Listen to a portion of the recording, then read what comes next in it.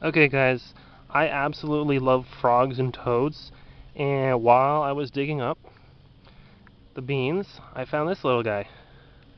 Oh, he's peeing on me. That's okay, buddy. It's okay.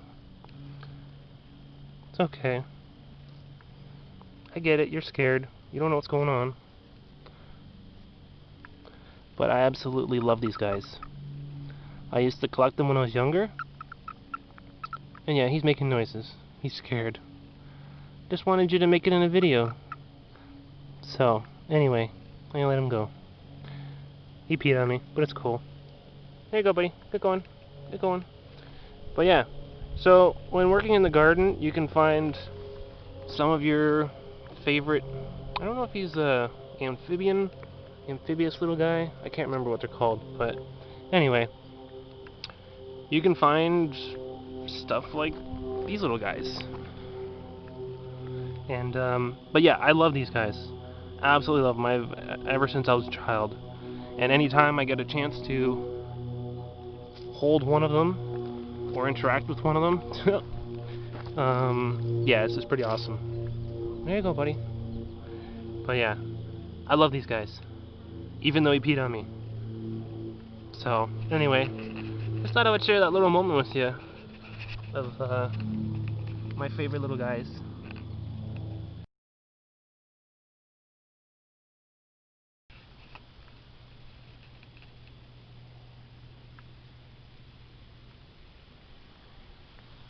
So that's where he is right now. I moved him away from where I was working.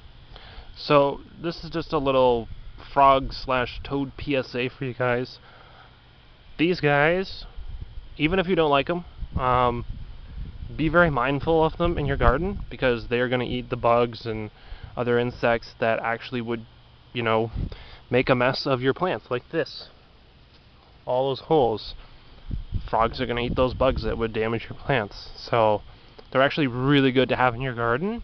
And considering I've seen some chewed up by the rototiller at the beginning of the season, because I guess they hibernate in the dirt over the winter, you know, I try my best to make sure that these little guys live. There he is again.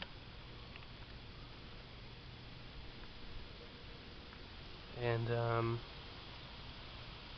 yeah, there he goes. Yeah. So anyway, this toad in particular might actually have been the one that I was protecting at the beginning of the season when I was watering everything.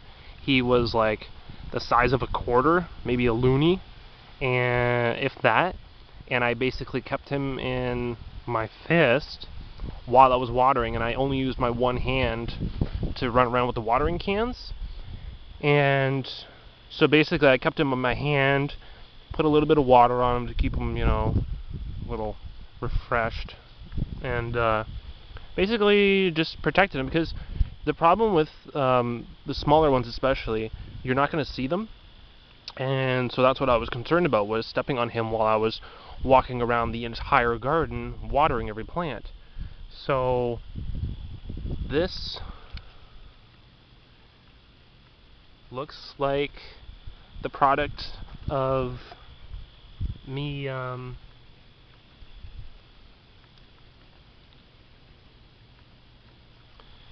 that looks like the product of protecting the babies.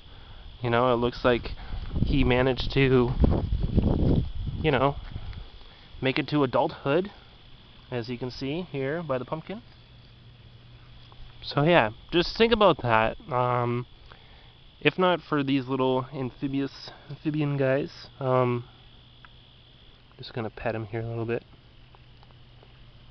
Do it for me, just because I really love these guys, and protecting them when they're really small and you notice them in your garden. Put them in your hand, put them in a little pail, keep them protected.